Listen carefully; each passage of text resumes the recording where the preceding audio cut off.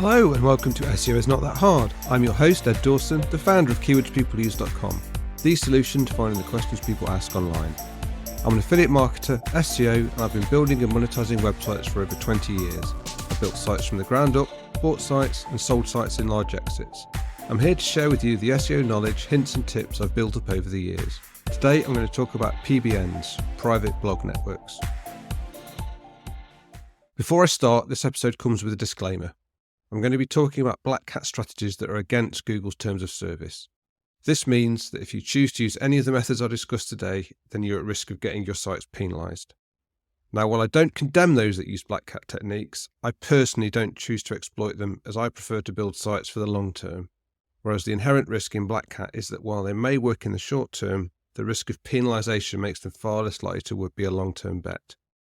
I do think it's important to share Blackhat techniques though, so that those who wish to avoid them can know what to look out for.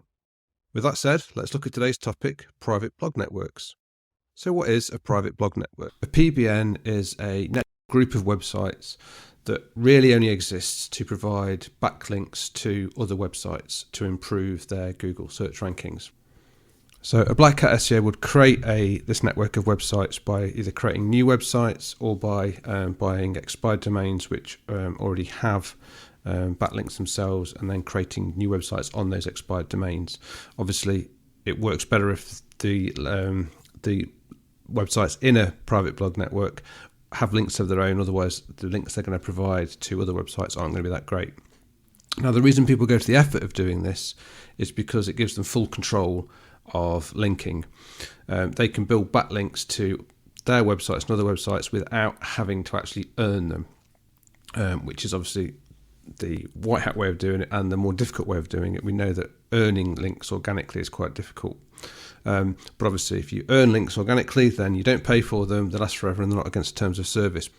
Now, if you're using a PBN, then obviously you can control the anchor text, you can control exactly where on the website which pages get linked to, you can determine the link velocity, all these things. And yes, they can work over the short term. So it's not to say that these won't work, but obviously, as we mentioned before, it's the risk that is the big factor. And also the cost. The cost to maintain a private blog network can soon stack up. Every website needs hosting, every website needs content, every website needs domain renewals. All those costs can actually soon significantly add up. Now that's why lots of private blog networks don't just get used by the owner of the network for their own purpose. Most of these networks, they'll actually start selling links on their blogs to other people. And this is where it increases the risk of these networks being discovered. Google spends a lot of time trying to discover these networks, and it has many automated systems to look for the patterns of interlinking, which can help identify these links. And when it does find the links, it will devalue them. It's the least worst thing that happens if these links just get devalued. It might go a step further and they can actually penalise people who have been linked to on the network. So you can find that if you've got links that you've purchased on and they turn out to be on a PBN, then you could end up with a manual action against your site, where if you go to Google Search Console and look for manual actions, you'll find out that's happened. Or you might get an algorithmic penalty. And with all of these, they can be really, really difficult to get rid of. You'll end up having to go back, trying to get rid of the links, disavow the links, and just causes a real pain. So that's why I'd say that if you're looking for longevity, PBNs are not necessarily the way to go. Now, if you want to avoid PBNs, how do you do it? Well, obviously, if you're buying links, then don't buy any links where they say you're buying links on a PBN. Some PBN link sellers are totally upfront and say, this is a PBN, buy links from us, and it's at your own risk, and that's fair enough. So first of all, don't buy on anything when it says they're a PBN. Secondly, if you do decide to buy from a seller and they don't say it's a PBN, when you get a link, do a test buy and see what kind of website your link actually ends up on.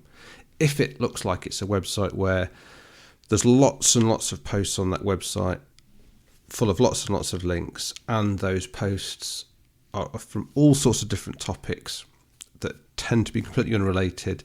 You look at the domain, you see that it was an expired domain that used to be something else that's probably been bought by someone to put completely new content on just for the purposes of SEO. And that's probably another flag that you are on that's a PBN network, and I probably wouldn't buy any other links from them. And, if you want to be totally safe, just, ask them to remove those links you put on. That's not the kind of links you want to be buying. I don't actually say to people you should buy links, but I know people do it, and there's buying links and there's buying links, so you just need to be careful. I hope that's given you a good overview of what a PBN is and what the risks of using them are, and we'll cover more Blackhat topics in future episodes. Thanks for listening, I really appreciate it. Subscribe and share, it really helps. SEO is Not That Hard is brought to you by Blackhat, the solution to finding the questions people ask online. See why thousands of people use us every day. Try it today for free at keywordspeopleuse.com. If you want to get in touch, have any questions, I'd love to hear from you. I'm at Channel 5 on Twitter, or you can email me at podcast@keywordspeopleuse.com. Bye for now, and see you in the next episode of SEO is Not That Hard.